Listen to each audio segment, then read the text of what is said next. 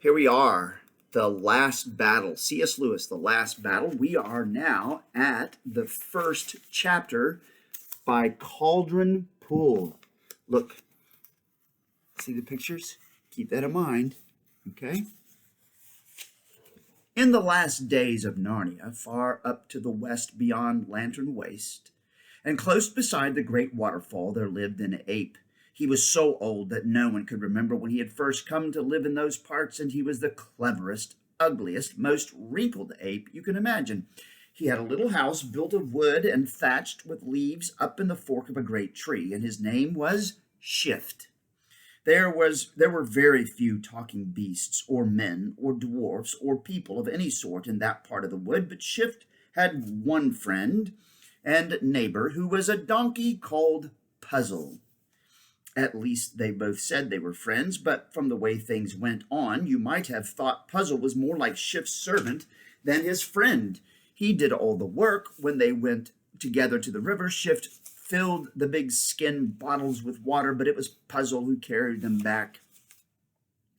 When they wanted anything from the towns further down the river, it was Puzzle who went down with empty panniers on his back and came back with the panniers full and heavy, and all the nicest things that Puzzle brought back were eaten by Shift, for as Shift said, "You see, Puzzle, I can't eat grass and thistles like you, so it's only fair I should make it up in other ways." And Puzzle always said, "Oh, of course, Shift, of course, I see that." Puzzle never complained because he knew that Shift was far cleverer than himself, and he thought it was very kind of Shift to be friends with him at all.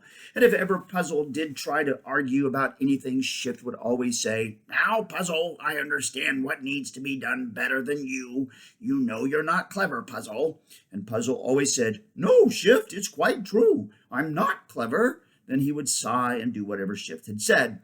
One morning early in the year, the pair of them were out walking along the shore of Caldron Pool. Caldron Pool is the big pool right under the cliffs of the western end of Narnia. The great waterfall pours down into it with a noise like everlasting thunder, and the river of Narnia flows out on the other side. The waterfall keeps the pool always dancing and bubbling and churning round and round as if it were on the boil, and that, of course, is how it got its name of Caldron Pool. It is liveliest in the early spring when the waterfall is swollen with all the snow that has melted off the mountains from up beyond Narnia in the western wild, from which the river comes. And as they looked at Caldron Pool, Shift suddenly pointed with his dark, shiny finger and said, "Look, what's that?" "What's what?" said Puzzle. "That yellow thing that's just come down the waterfall. Look, there it is again. It's floating. We must find out what it is." "Must we?" said Puzzle. "Of course we must," said Shift. "It may be something useful. Just hop into the pool like a good fellow and fish it out. Then we can have a proper look at it." "Hop into the pool?" said Puzzle, twitching his ears. "Well, how are we to get it if you don't?" said the ape. But, said Puzzle, "wouldn't it be better if you went in? Because, you see, it's you who want to know what it is, and I don't much, and you've got hands, you see. You're as good as a man or a dwarf when it comes to catching hold of things. I've only got hooves." "Really, Puzzle," said Shift, "I don't think you'd ever say a thing like that. I didn't think it of you, really." "Oh, why? What have I said wrong?" said the ass, speaking in a rather humble voice, for he saw that Shift was very deeply offended.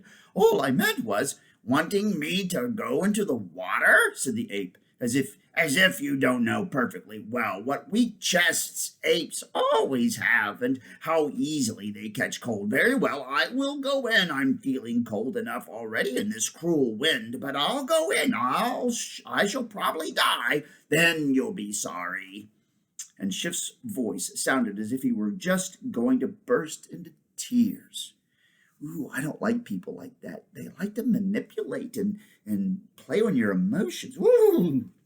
"Please don't, please don't, please don't," said Puzzle, half braying and half talking.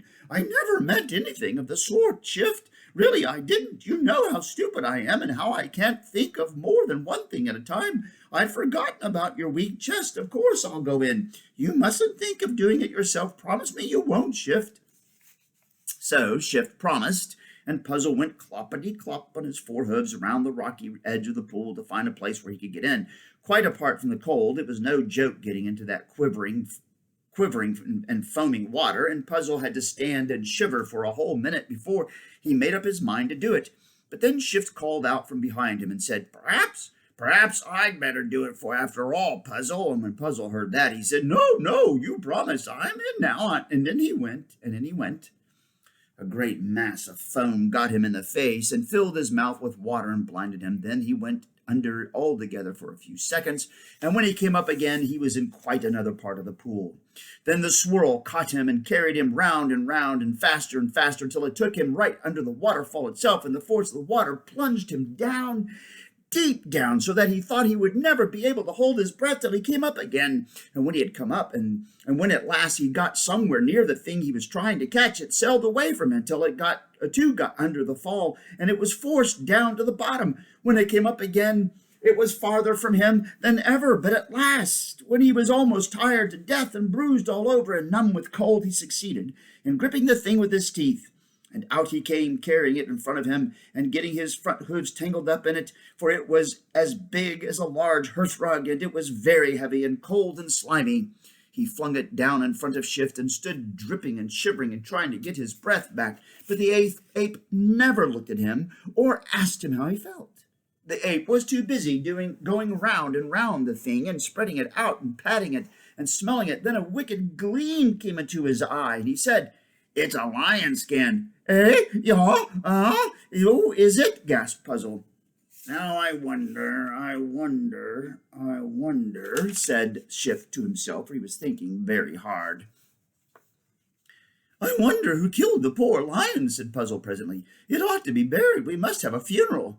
Oh, it wasn't a talking lion, said Shift. You needn't bother about that. There are no talking beasts up beyond the falls up in the western wild. This skin must have belonged to a dumb wild lion. This, by the way, was true. A man, had killed and skinned this lion somewhere up in the western wild several months before, but that doesn't come into this story. All the same, Shift, said Puzzle, even if the skin only belonged to a dumb wild lion, oughtn't we to give it a decent burial? I mean, aren't all lions rather solemn because of you-know-who, don't you see? Don't you start getting ideas into your head, Puzzle, said Shift, because thinking isn't your strong point. We'll make this skin into a fine, warm winter coat for you. Oh, I don't think I'd like that, said the donkey. It would look, the other beasts might think. That is to say, I shouldn't feel. What are you talking about, said Shift, scratching himself the wrong way up as the apes do, scratching like this. I don't think it would be respectful to the great lion to Aslan himself if an ass like me went about dressed up in a lion skin, said Puzzle. Now, don't start arguing, please, said Shift. What does an ass like you know about things of that sort? You know you're no good at thinking, Puzzle. So why don't you let me do your thinking for you? Why don't you treat me as I treat you? I don't think I can do everything. I know you're better at some things than I am. That's why I let you go into the pool. I knew you'd do it better than me, but why can't I have my turn when it comes to something I can do and you can't? Am I never to be allowed to do anything? Do be fair, turn and turn about. Oh, what a manipulative ape.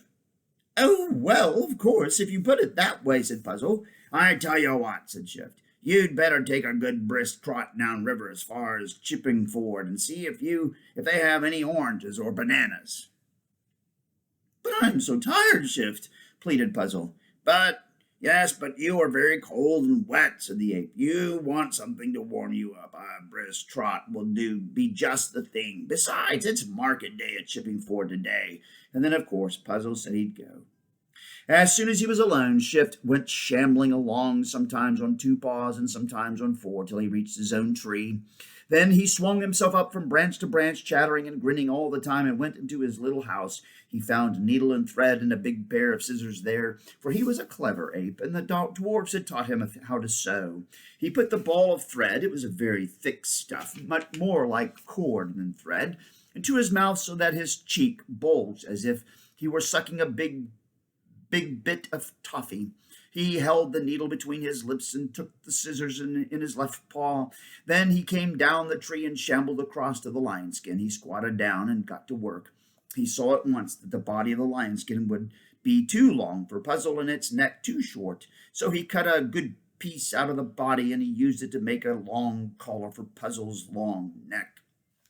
Then he cut off the head and sewed the collar in between the head and the shoulder. He put the threads on both sides of the skin so that it would tie up under Puzzle's chest and stomach.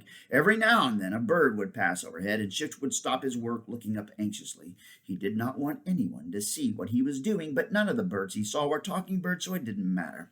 Late in the afternoon, Puzzle came back. He was not trotting, but only plodding patiently along the way donkeys do. There weren't any oranges, he said, and there weren't any bananas, and I'm very tired, and he lay down. Come and try on your beautiful new lion-skin coat, said Shift. Oh, bother that old skin, said Puzzle. I'll try it on in the morning. I'm too tired tonight. You are unkind, Puzzle, said Shift. If you're tired, what do you think I am all day while you've been having a lovely, refreshing walk down the valley? I've been working hard to make you a coat. My paws are so tired I can hardly hold these scissors, and now you won't say thank you, and you won't even look at the coat, and you don't care, and, my dear Shift, said Puzzle, getting up at once. I'm so sorry. I've been horrid, of course. I'd love to try it on. It looks simply splendid. Do try it on me at once. Please do. Well, stand still then, said the ape. The skin was very heavy for him to lift, but in the end, with a lot of pulling and pushing and puffing and blowing, he got it onto the donkey. He tied it underneath Puzzle's body, and he tied the legs to Puzzle's leg and the tail to Puzzle's tail. A good deal of Puzzle's gray nose and face could be seen through the open mouth of the lion's head. No one who had ever seen a real lion would have been taken in for a moment, but if someone who had never seen a lion looked at Puzzle in his lion skin, he just might mistake him for a lion if he didn't come too close, and if the light was not too good, and if Puzzle didn't let out a bray and didn't make any noise with his hooves. Oh, you look wonderful, wonderful, said the ape. If anyone saw you now, they'd think you were Aslan, the great lion himself. That would be dreadful, said Puzzle. No, it wouldn't, said Shift. Everyone would do whatever you told them. But I don't want to tell them anything. But think of the good we could do, said Shift. You'd have to advise me, you know. I'd think of sensible orders for you to give, and everyone. Or you'd have me to advise you, you know. I'd think of sensible orders for you to give, and everyone would have to obey us, even the king himself. We would set everything right in Narnia. But isn't everything right already, said Puzzle. What? Cried Shift. Everything right when there are no oranges or bananas? Well, you know, said Puzzle, there aren't many people. In fact, I don't think there's anyone but yourself who wants those sorts of things. There's sugar, too, said Shift. Yes, said the ass. It would be nice if there was more sugar. Well, then, that's settled, said the ape. You will pretend to be Aslan, and I'll tell you what to say. No, said Puzzle. Don't say such dreadful things. It would be wrong, Shift. I may be not very clever, but I know that much. What would become of us if the real Aslan turned up? I expect he'd be very pleased, said Shift. Probably he sent us the lion skin on purpose so that we could set things to rights. Anyway, he never does turn up, you know. Not nowadays. At that moment there came a real thunderclap right overhead, and the ground trembled with a small earthquake. Both the animals lost their balance and were flung on their faces. There, gasped Puzzle as soon as he had breath to speak. It's a sign, a warning. I knew we were doing something dreadfully wicked. Take this wretched skin off me at once. No, said the ape, whose mind worked very quickly. It's a sign the other way. I was just going to say that if the real Aslan, as you call him, meant us to go on with this, he would send us a thunderclap and an earth tremor. It was just on the tip of my tongue, only the sign itself came before I could get the words out. You've got to do it now, Puzzle, and please don't let us have any more arguing. You know you don't understand these things. What could a donkey know about signs? Ooh, that doesn't sound like it's going to be good. Well, that was the first chapter. Back for more tomorrow. Bye.